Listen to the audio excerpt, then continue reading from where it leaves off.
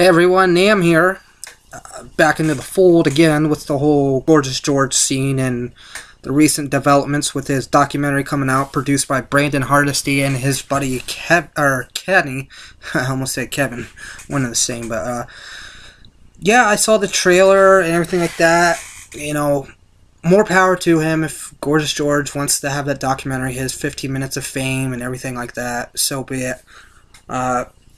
But I want to talk about the trailer and then discuss things to, directed towards George, not in a hostile manner, so to speak, but things about reality and what he so desperately craves for, what his fantasies and the reality of these are.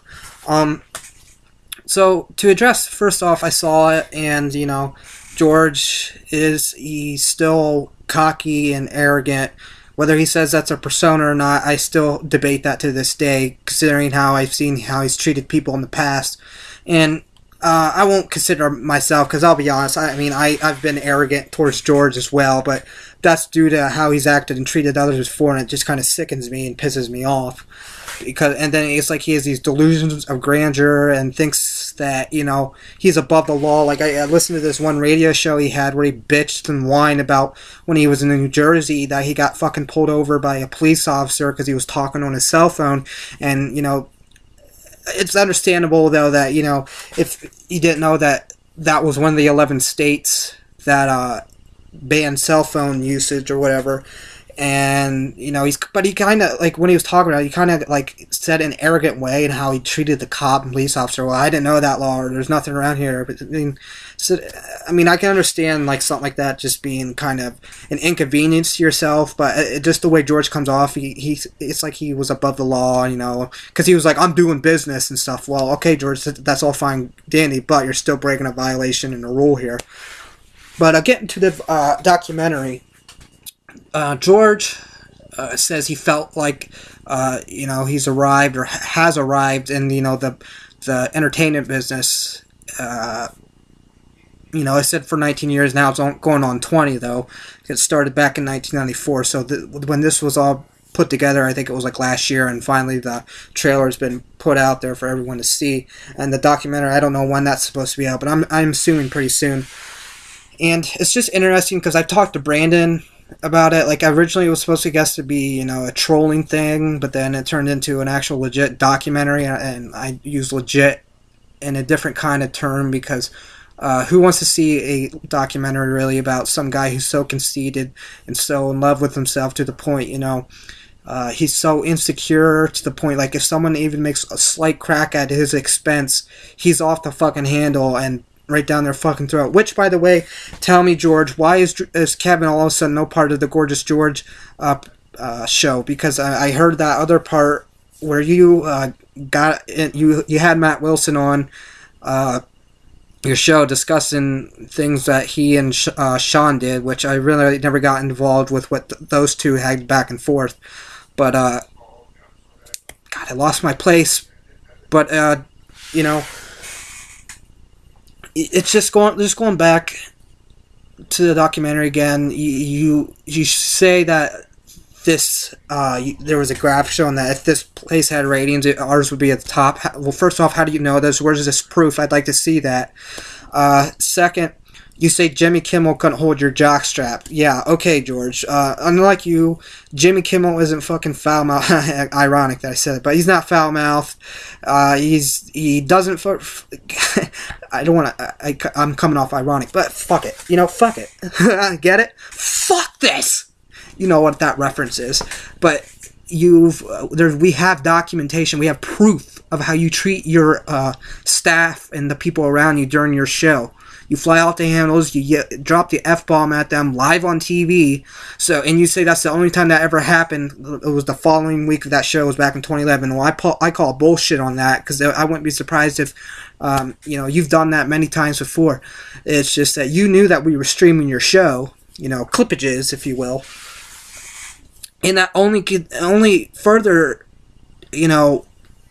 confirms my beliefs. At least I think that the reason why Kevin is no longer part of your production is that he finally got sick and tired of it. And going back, this whole persona or whatever you try to portray is obviously not just a character, because I mean, you go on your show, whether it's your TV show or your radio show, bitching about your personal life.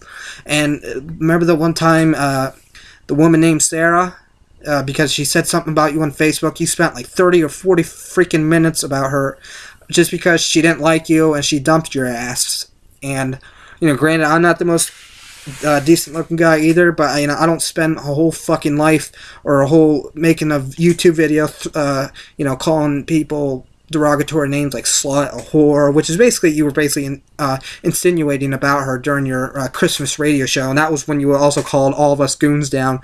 And you say you don't care about what we say or what you think. I wanted to leave a comment on that video with your about the documentary, but before I could, I saw that the comment section was then closed down. And it's basically what I was going to tell you this, is that, okay, George, it's about reaping what you're sow.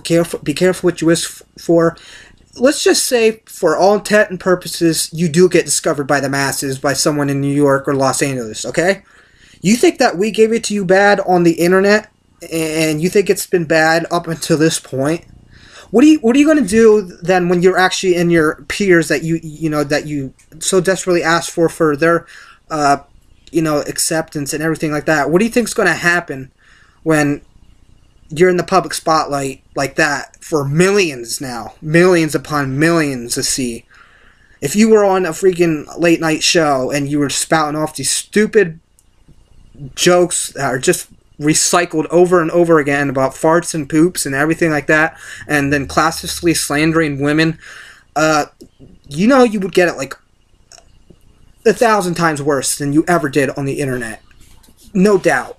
So be careful what you wish for. If you do, I'm saying this excuse me, and I'm saying this as a suggestion or you know, as a rude awakening, that between your fantasy with you know, that you're, you know, being on public access for 20 years really says something. Well, it really does say something. It says that you suck, because you would have been discovered by now if you had any talent whatsoever. And I'm not doing this to essentially be a dick. I'm telling you how the way it is. Alright? I mean, granted, I know I said some shitty things to you in the past, but in reality as well, it's not like it was kind of unwarranted with the shit and stuff you said and the shit you pulled, and then, you know, slandered me on your both on your radio and your TV show. And you have videos of that shit up, and you know, it's funny, you'll flag this video probably, so I can't even upload it to my regular account, which is where I would want it. But, you know, I have to be careful because, you know, you're so fucking sensitive, yet you say you don't care what we say or think. I'm just giving my 2 cents in the whole thing. I think it's funny that Brandon, you know, now looking back on it, Brandon, I think it's just a complete hypocrisy. You made not 1 but 2 videos about George's, you know, actions and the way he behaves on the internet.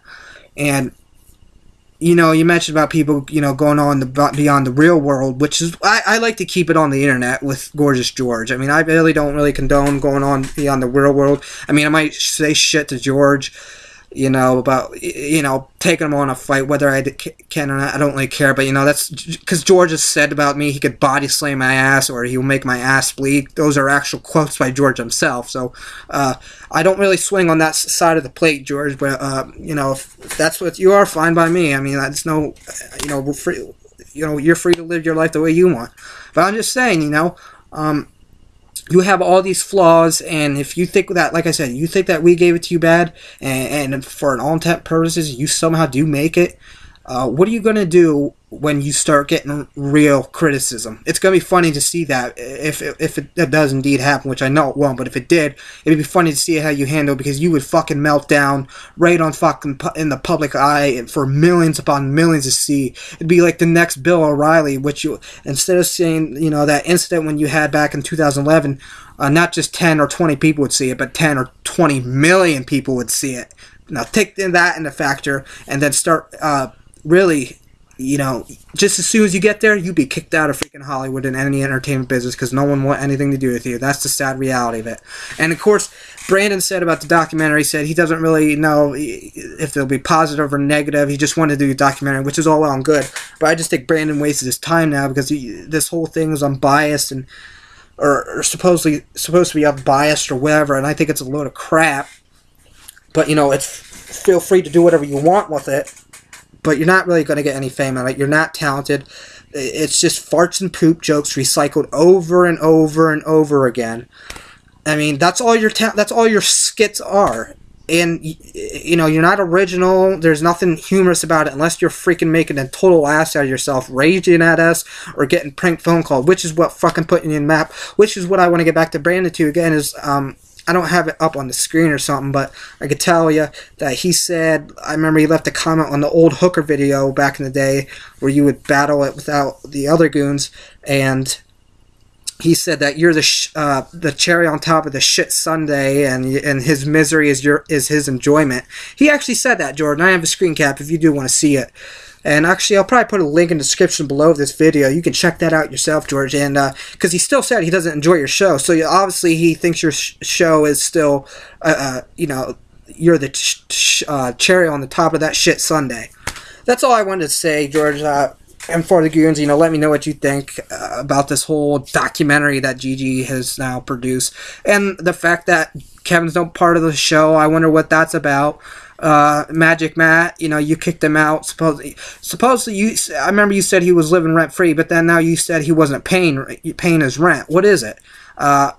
You know, we know he's a convicted sex offender, and I'm not making that up because we have the documents and proof of that. So you housed him for a while, but you said that he was living there free, but then now you're saying he didn't pay rent. So what is it, and what are you lying about?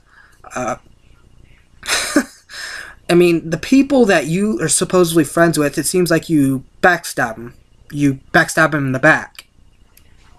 But reality is, this: you push people away when, you know, the people who are closest to you are probably trying to tell you, look, man, just back off and just lighten up. But you'll never do that. You'll never learn. But I just wanted to give my 2 cents on it. And George, I still am living my life, but it's just still shit that comes across. I just randomly sometimes find, or someone else tells me because they know that, you know, I was part of the whole thing about 4 or 5 years ago. And, you know, like I said, I'm living my life, but when someone shows me something or something comes up about you, yeah, I'll look at it because it's, you know, I know how you act, and I gotta see what, you know, fantasy land you're living in now. So with that said, as always, everyone, I'm Nam, and always use your noodle. And for George, in the words of Gretchen, well, you know what Gretchen said.